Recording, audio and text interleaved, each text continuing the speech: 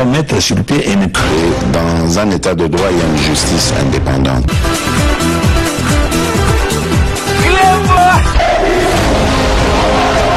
Ce n'est pas pour rien qu'il faut des conseils.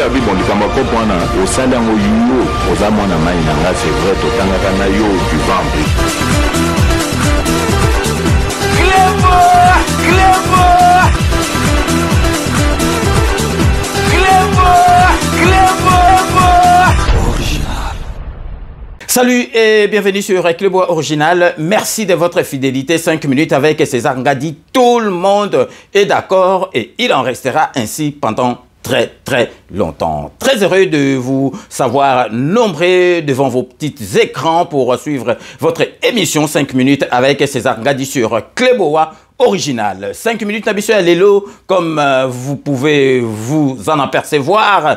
Ezali version Oyo, il y a la musique, Bomoni décor Oyo Ezali, il y a Tour Eiffel, ça veut dire que Ezali version, il y a la musique. Donc version à la musique, à l'élo à 5 minutes, Tokolo Bela Lisusu Martin Fayulu. Naeb Sagabino, Atana Lobby, Nakokipe Martin Fayulu te, Yemoko Ape Saganga Biloko.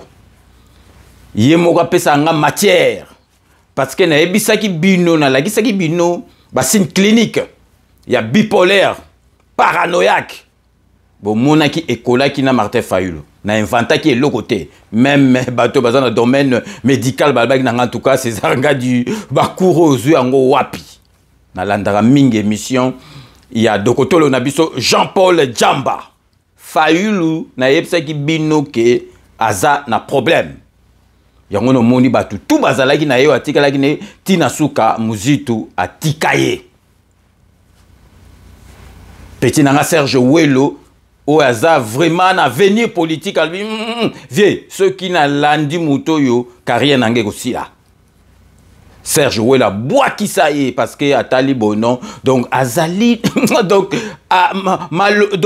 donc mutu na ye concordarna makambalo barate. Bino morobo monaki apesaki consigne na bato a parti na ye na staff na ye ke ba lande la makambu ya vote te ba boycotté masolo ya vote to moni bato bazalaki na ye Katumbi Muzitu pour ne citer que ces deux là batindaki batu na bango ba kende ko s'enrôler ba kende ko pesa candidature na bango ko déposer ba document na bango relatif ya candidature na bango batata mponyo pe azwaki je mais Fayulu ndenka boyebie alobi non donc fichier abandeli kaka masolo na ye o ya kala. Au fichier wana ezali bien te il faut batala yango boina boya lobby élection oyo toko boycota ngo toko sala eloko te mais na minute na zo bana bino hier bagarre salamaki kuna batu bazoki na soki na ndako ne na so babenga ngo ni soki auzu soki nini bagarre bimi parce que Fayulu atali boabi na ko raté ata dona kinata dépôt bal sanga ata na télé. Donc, à commis na boule, à kende ko déposer ba document pour la candidature. Ba to ba télémélier, ba to a parti na ye ba lobby oko kende te. Ba misusu kaka ba malanda ngombe il faut kende. Ba lobby oko kende te. Ba tu o baza na logique na kati ya parti na ye pe baza. Ba lobby yo yebisaki biso to kende te. Députation national et l'équi, provincial et l'équi. To komina oya présidentiel, yo lingi o kenotika, oko kendete bagarre bimaki kuna donc Fayulu donc ba kati ye bilamba donc atika na kalbara kimi na katandako. Pembeli ka ba barre babi do yo sikoyo ozomona biso banango saka esprit na biso ou bien nini. Botala ka Fayulu aza na logique te. Mais na zob sabino Fayulu ndenga zawana akokende. Et Fayulu a comment coopérer na senior au seni bokoko fongolelanga porte simate donc azo boule ka le katana ba 23h45 senior lobby porte simezate so ngo chaba dossier na yo oyende batunyo surtout bazoya Fayoul a comment coopérer ba fongolele na ba 22h45 na ba 23h45 donc aya ta na porte asima à côté en 4 minutes balbi ezate likambu yango wana donc oyo mikolo yo atana lobi na occupé Fayoul te Fayoul aza mutu te azali mutu oyo bokoko tia confiance te ba jeune nyos na zo sabino yona batu tout batika parce que ce que l'andi Fayoul o salaka et loko moko te na vie na yo donc avant de développer bino masolo boyebi ke actualité week-end samedi ezalaki qualification équipe nationale na biso le Léopard ba kei na Coupe d'Afrique na Côte d'Ivoire en janvier et puis Coupe du Monde peut au Kende donc et sengo ezalaki na peuple congolais parce que peuple congolais bisengo comme kozonga makam nyoso tu bisengo na bisengo po bomona kake mwana mboko tozana ye azali mwana mboka alingi mboka na ye yango wana azana mission divine nzamba pesa ye mission il faut fongola banzela nyoso tu ataba soko diongo ba ndoki lokola ba Fayoul bazoya na ba esprit moko boy e ko simba kate botala kaka tokenda sute tokei francophonie et ça la maraté toye ba président ba mboka tu balingi kaka baya na Congo makam nyoso tu e komi kaka centralisé na Congo nani yango akotika la l'échec nani yango akosala bo batu tout balingi Congo donc na côté à diplomatie ma solo fongwama donc tous allez kolakisa bino président de la République dimanche à Yambaki ba Léopard kuna nanda kuna oyo boyebi place ezalaki bureau ya Mobutu et koma ndaku mbala moko côté Mobutu Yambaki foreman ba commission sous kitoko donc ndako munene ezalaki bureau ya Mobutu ezalaki kala ndako Kasavubu donc koma ndako présidentiel premier président siko penza palais présidentiel à longwe mususu akoti bato babandoro seka azanga ndako azanga avion bomona avion e komela biso République démocratique du Congo bomona ndako oyo fatia sala do ya kosakana kutute ayambaki ba Léopard alobaki makambo ifala loba donc vraiment binomoko bo landa nabilili donc restez connectés sur Clébois Original on revient tout de suite. Une qualification avec manière, c'est ce que le ferry congolais du ballon rond attendait et c'est fait. 2 buts de Théo Bongonda et Fiston Mayele ont mis en liesse la RD Congo dans son ensemble et en particulier les présidents de la République qui a daigné convier les léopards de la RD Congo victorieux devant les crocodiles du Nil du Soudan et qualifiés à la prochaine édition de la Coupe d'Afrique des Nations Côte d'Ivoire 2024. C'est dimanche 10 septembre à la période présidentielle à l'enceinte de l'Union africaine. Ce 20e ticket africain est un motif de fierté pour le premier citoyen de la République et le plus averti. Quelqu'un a eu l'idée d'aller dénicher l'oiseau rare, Sébastien Desabre, ce coach qui ne cesse vraiment pas de m'étonner et qui en une année, on va dire, a fait de vous une équipe qui, à mon avis, va encore surprendre. Je suis très fier de vous et au nom de toute la République, du peuple congolais, j'aimerais vraiment vous féliciter.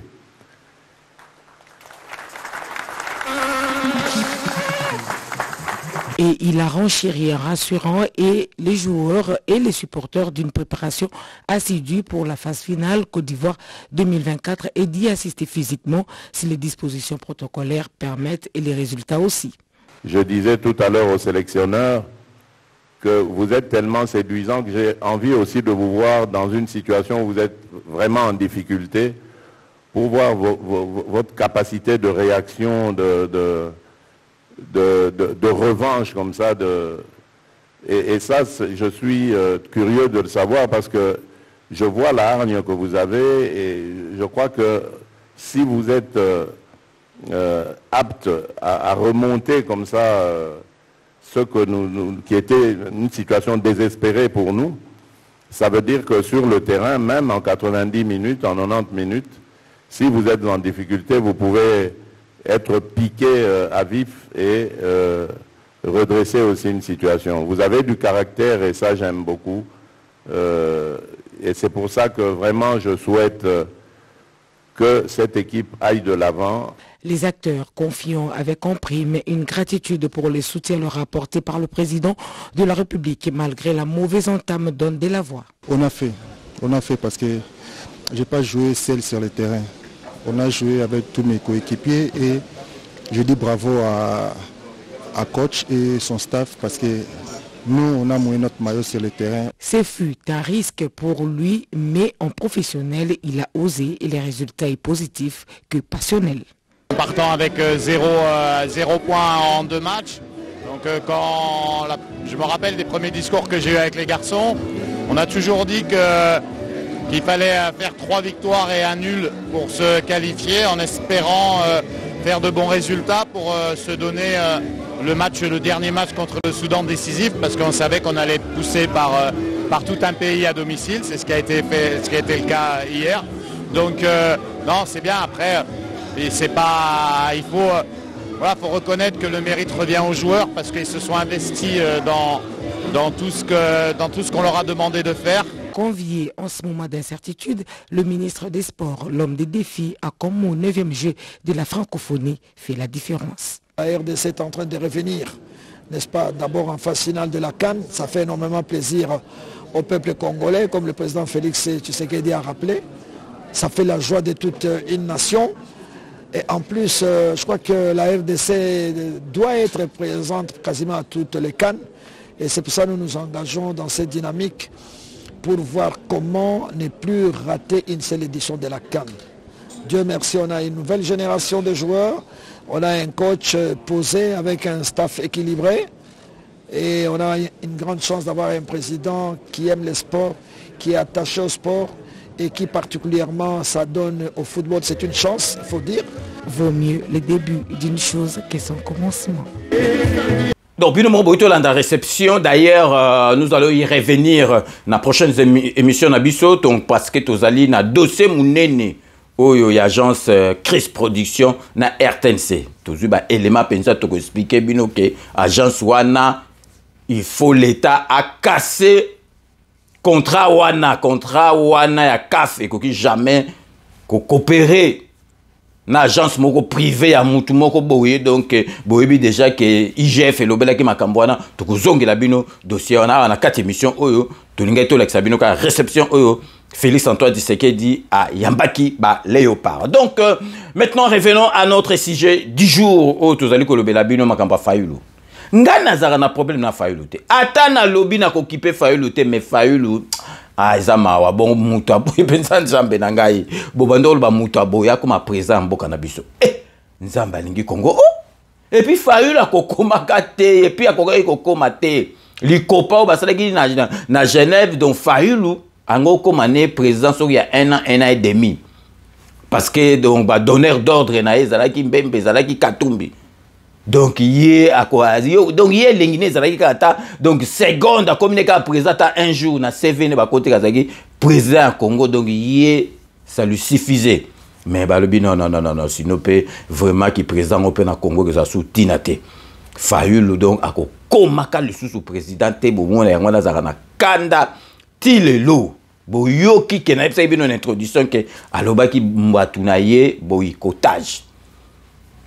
Il y a élection batuba kendete siko Fayulu amoni matata mponyo amoni batuba bandi ko kende ba komo leksa bango na télévision.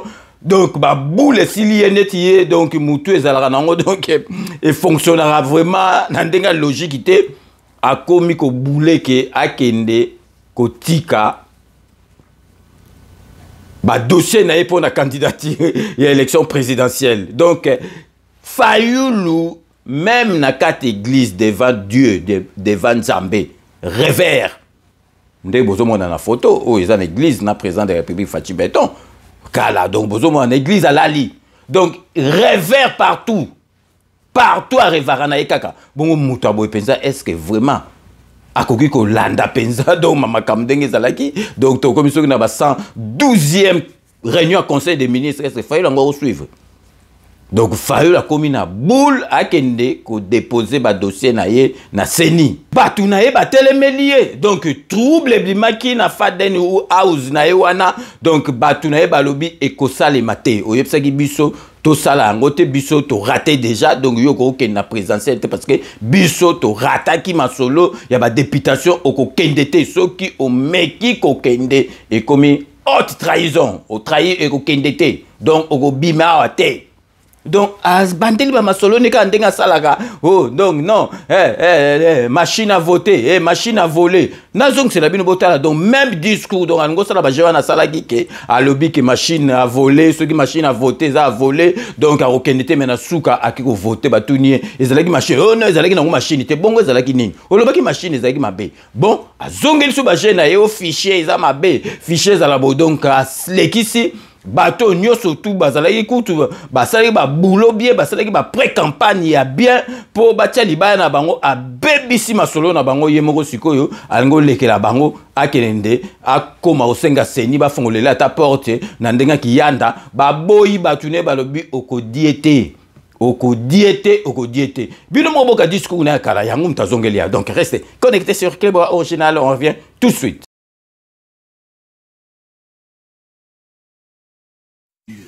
Élection, oui, mais sans machine à voter. Mais élection est salema té. Toko tika té élection est salema sans qui bâtit machine à voter wana. Toko tika ya voter. Et nous ne boycottons pas. Toko boycotter ba élection té. Mais toko kende na ba élection té. Toko tika pété nanga asali sa ba élection na mboka wana avec machine à voter. C'est deux choses différentes. Donc na banza boyinga malamu.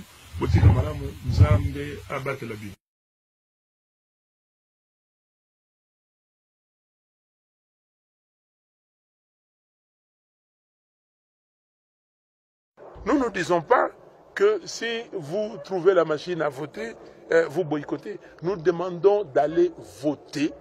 Si c'est machine à voter, je ne suis pas candidat. Je ne suis pas candidat pour aller aux élections avec une machine à voter. Nous ne disons pas que si vous trouvez la machine à voter, vous boycottez. Si c'est machine à voter, je ne suis pas candidat. Je ne suis pas candidat pour aller aux élections avec une machine à voter. Démagogie. Je vous dis ceci exactement, je vais répéter pour que vos téléspectateurs écoutent bien. Et j'ai dit à la population congolaise, ne touchez pas à cette machine. Démagogie. S'il vous plaît, la Mouka vous dit d'aller voter. C'est du poison.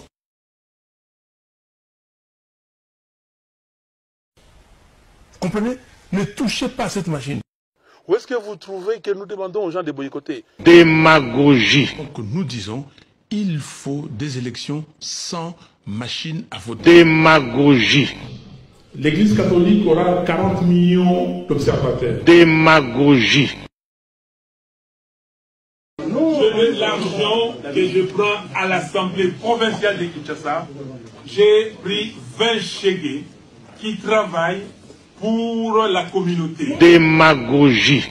Mes avocats ont présenté des copies des procès-verbaux à l'audience à la Cour constitutionnelle. Démagogie. Des revanches, on m'a tiré dessus, mais ça avait absolument rien dire pour moi. Démagogie. Et j'ai dit à la population congolaise, ne touchez pas à cette machine. C'est du poison. J'ai voté.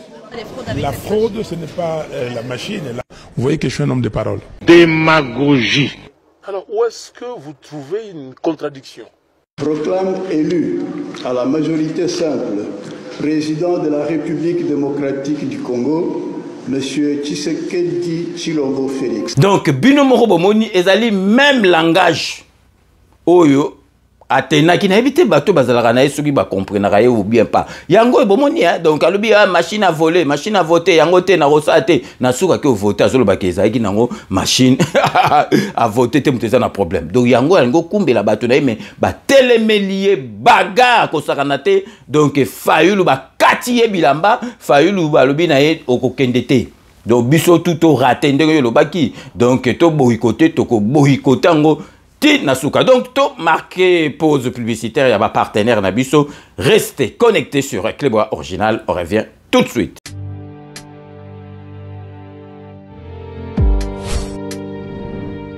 Avec Kodiasimo, voici encore une opportunité de devenir propriétaire à Kinshasa avec un apport à partir de 5 000 $.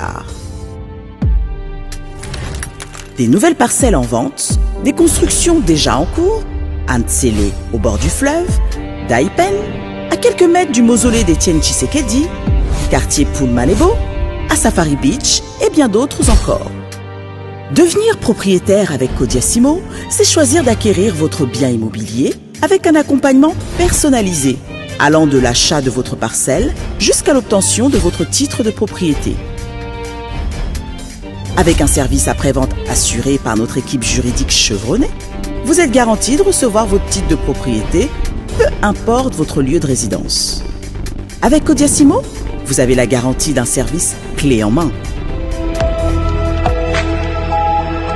Codiasimo, la meilleure adresse pour construire la vôtre.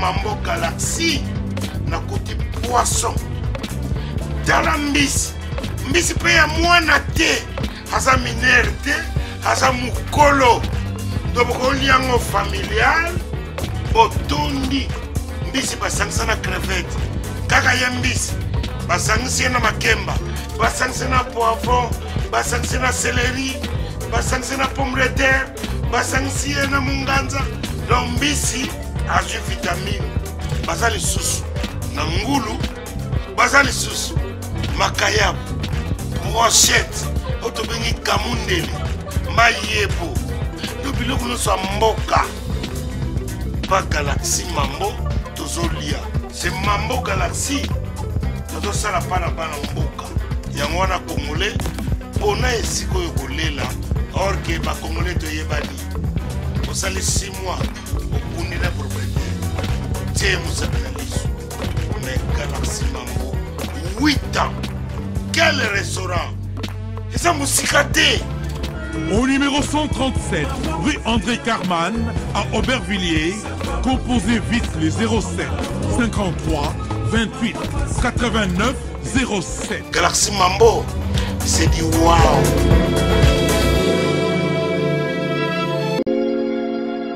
Sepela TV ezali décodeur ya Banamboka.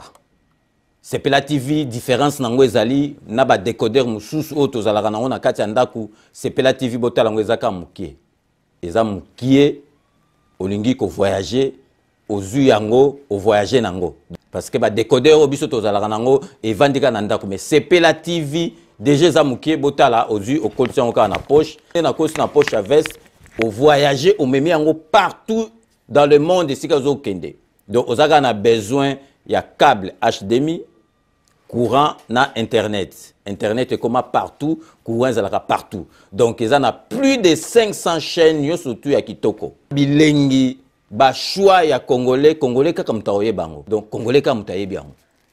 Congolais kaka mutaoye ba elengi nini yo kaka. Donc congolais kaka mutaye bango. Donc c'est Sepela TV ça ya Banamboka. Bozwa abonnement nango okozwa ngo ya ne mobimba okozwa ngo pe par mois. Au bengi bango na ba numéro na bango bozali komona. Donc Sepela TV ezali décodeur ya yo ya ngai.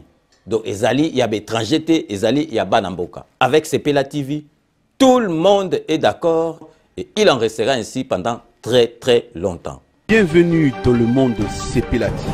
Sepela TV est le décodeur qui vous permet de suivre les chaînes du Congo en direct de la diaspora.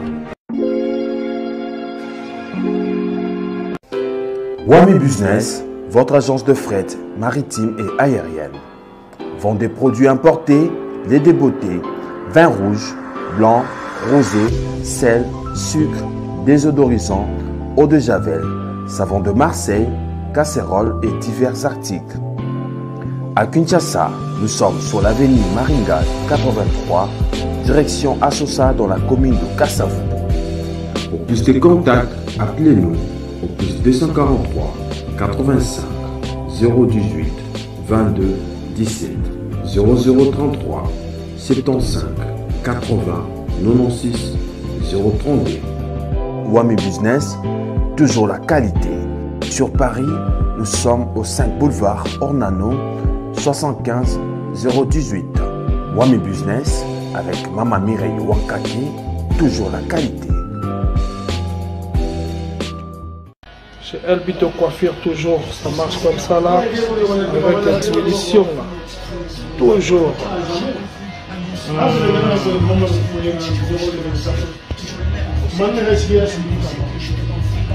Salon number one, chez Elbito Coiffure. Il coiffe avec sourire, il coiffe avec noblesse. Chez Elbito Coiffure.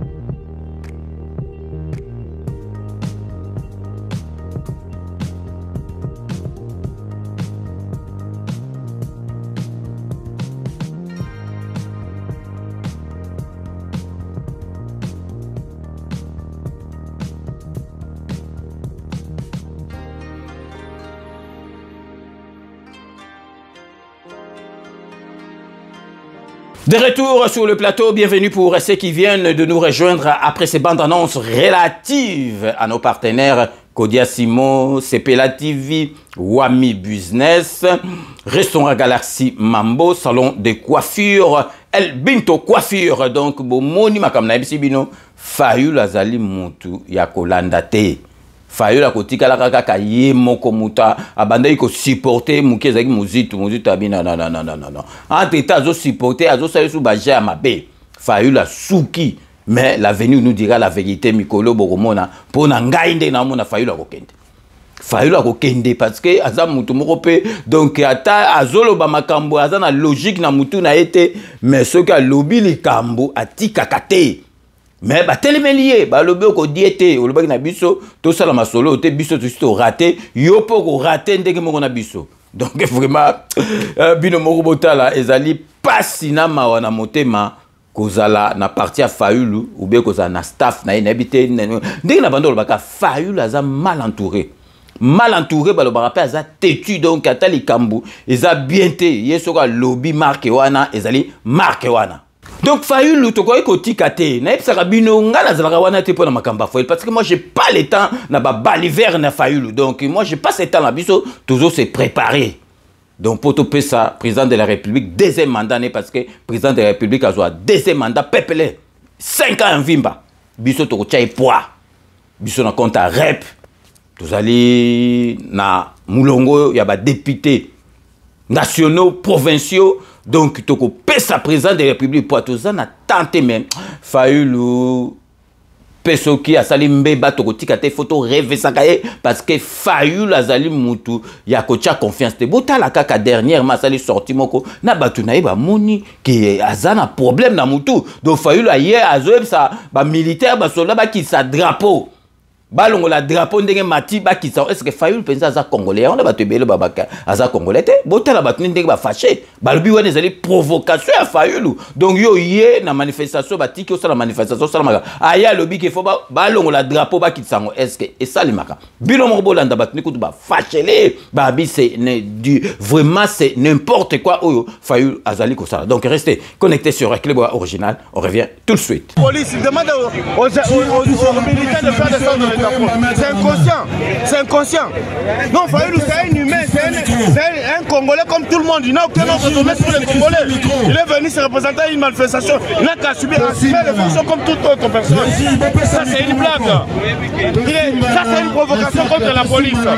Nous avons travaillé avec la police du début jusqu'à la fin de la manifestation. Il n'y a pas eu une pagaille. Juste à son arrivée, il veut créer une pagaille. Encore pour surcharger les pouvoirs. Non. Vous êtes contre Martin Fayulu. Je ne suis pas contre lui, mais je suis contre ses actes. Ok. Allez, qui ça va pour nous, Sona? Martin Fayulu. Voilà, oh, drapeau équipe. Bino moboto landa. Donc wane zali donc batuna parce que batuna là ba congolais. Ba monige non trop c'est trop. Akoko ba no mema biso no ba vantiga pa mapambate. Donc yo yé, yu sala makambo yo yé drapeau mboka olo ba balongolongo ba kitango ba bwa kango. Donc Fayulu na batuna e botalaka bino moko c'est vraiment muto yo azali na éviter ceux qui Fayulu wuta wapi, ceux qui makamba sala ka yeba kango. Donc presque à la fin de l'émission en guise de conclusion pour rappel na yebisi bino ke Fayulu yindelié. Fayulu na parlé na trouble blimaki ti lelo tension eza makasi. Fayulu boyebi apesa ki consigne que l'élection oyo eza triqué d'avance fiché wane faut ba bandelango. Fayulu suko amoni donc lengi batutu ba komi ko kende balanda yete bato tout bazalaki ne katumbi donc muzitu matata mponyo pour ne citer que ces trois là ba tout ba kenda la ba kotisa batu nango banani donc atikala ye moko isolé suko tele Fayulu kande azalaka alinga nkende kotika ba dossier na sene batu ne ba telimba bi e kosala maté wane komi trahison o legisi biso heure biso to raté ma solo bongo yo kende biso tout to kende te donc vraiment nazo sabino mikolo Fayulu donc ti lobi to ebité mais ndenga na yebi ke Fayulu rodie parce que Fayulu donc na ebité bo talabo talaka alobaki ke batika élection mais sikoyo ye mo galingi que no tia sikoyo legisi batu musu basali déjà ba pré campagne basali déjà ba ma solo sikoyo donc ba kité et puis pe batongo nazo comprendre te pourquoi qu'on dit ma consigne à moto quoi Fayulu ata ipsi bino kente bokeli na bino parce que de toute façon boko zo ayulu te. Donc, si yangwana masolo, lelo tolinga to bete la bino na 5 minutes avec ces angadi, to koka qui jamais kotika ngo fichier ou azolo bake ba changer te yango kaka. Donc il y a bando mona net liste qui fichier ba changer te yo le bage okende te bo siko yo ozolinga okende ko sala nini Fayulu. O lekisi batu na yo ba keite ba msu ba kokena ba ko zona ndenge na bango ba ko zwa kaka lisu te bongo yo siko na dernière minute okende. Baga ezalaki kuna ya ko sakana te to ko landaka yango parce que makamba Fayulu. Toko tika ka Fayulu tranquillité. Fayulu aza ndoki, Fayulu mutu asala tu azwa ba faible a Panza Congo donc ba koma koina baluba, koina banal donc to koma diviser à cause de Fayulu yangona bomona kana 5 minutes avec ses angadi na tika ka Fayulu te. À chaque occasion so on a joué les Fayulu donc a kozwa ma solo na kotika été donc yangona lelo to dossier wana to zolandelango tina suka toye basoki Fayulu la kosala ni soki suke liendenge nini donc yangwana na lingaki vraiment na sala nyoso tout na loba yango na kati ya 5 minutes avec ces anga donc tout comme na suka ya émission na biso ndenge na lobaka que je vous laisse le soin d'en tirer vos conclusions et de me faire parvenir vos commentaires comme d'ailleurs vous en avez l'habitude surtout comme na suka bobi base yango nde makambo base yango mte comme ça président de la République présent avec base abeti chita sima après Genève alandi masolo. Ce que je dis, je vais me retirer, je retire ma signature au nom de l'UDPS de cet accord que nous avons signé à Genève hier dimanche 11 novembre.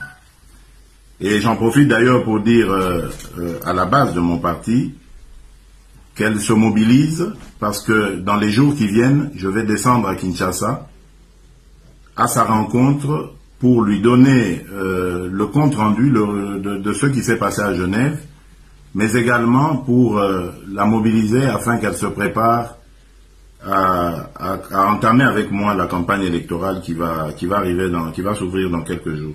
Yango wana esala boido yango na biso pe tozalaka na respect makasi na base na biso ya 5 minutes to bandaka toujours ba remerciement na biso na honorable Jean Moutala na mwasi na ye merci na nyoso tout bo salara po na 5 minutes avec César Ngadi to tikali toujours na kati ya Londres José Kana Kikakamene maître Wera Mukuna maître Rajamoule merci na nyoso tout bo salara po na 5 minutes avec César Ngadi Beloti Mavungu vrai chéri na kati Espagne Beloti Mavungu vrai chéri merci na nyoso tout au salara po na 5 minutes avec César Ngadi Maria la beauté naturelle merci na nyoso tout au salara po na 5 minutes avec César Ngadi Putu de Yalola merci na nyoso tout au Salarapo na 5 minutes avec César Ngadi. Fina Mokonji na Katia Canada, la plus belle voix de 5 minutes avec César Ngadi. Merci petite sœur, na mon message nyoso toupe au Salarapo na 5 minutes avec César Ngadi. Chai Mokenge Chai Wabalengela mon voisin. Chai Mokenge Chai Wabalengela mon voisin. Merci na nyoso tout au Salarapo na 5 minutes avec César Ngadi. Jerry Mukuna, petit frère propre Jerry Mukuna.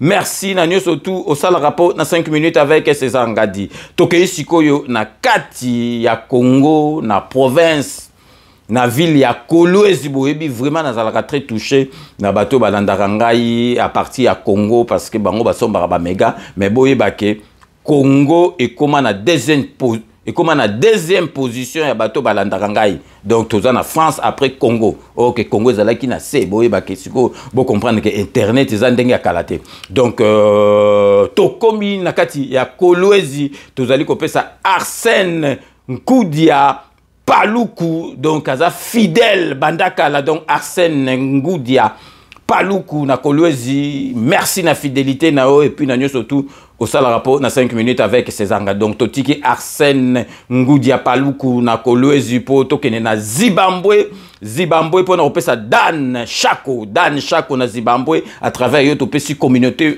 surtout na Zimbabwe. Merci na surtout au Salarapo na 5 minutes avec César Ngadi. Totiki Dan Chako na Zimbabwe toye na France plus précisément na nord na Lille. Topesi Didier, il va se reconnaître Didier, donc merci. Na nyosoto salaka ba conseil na yo ba message oyo pesa kapo na 5 minutes avec César Ngadi. Totiki Didier na Lille toke sikoyo awa na kati ya Paris pour na pesa Kanko Kakonde petit frère propre Kako Kakonde. Merci na nyosoto ozali ko salapo na 5 minutes avec César Ngadi. Toke toujours na Katia Paris, toujours na Katia Paris pour na repérer sa petite sœur propre Marie-Florence Montoile. Merci na nyo surtout au Salarapo na 5 minutes avec César Ngadi. Toujours na région parisienne na 91 pour na repérer sa mbote na Agnès Mababa Tchaka toujours ma bolongo na yo na C neti Didier na Lille. Donc Agnès Mababa petit sœur propre. Merci na nyo surtout au Salakapo na 5 minutes avec César Ngadi. Boyebi toujours au Sukisaka na Dokotolo Nabiso Jean-Paul Jamba. Merci na ba émission na yo Parlons Santé P na surtout au Salarapo na 5 minutes avec César Ngadi. Donc nous sommes arrivés à la fin de ce 5 minutes avec César Ngadi que j'ai eu l'immense plaisir de vous présenter. Merci de l'avoir suivi. Nous allons nous retrouver avec grand plaisir dans 24 heures pour un nouveau numéro. D'ici là, portez-vous bien et à très bientôt. N'oubliez pas, tout le monde est d'accord et il en restera ainsi pendant très longtemps. Bobo Sanate Kanambe, Akozwa, Masolo, Nambunchu, Penadikos.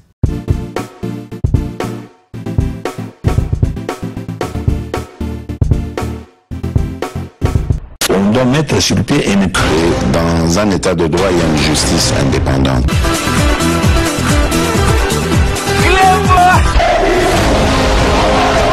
Ce n'est pas pour rien qu'il faut des conseils. Au sein d'un c'est vrai, tu vas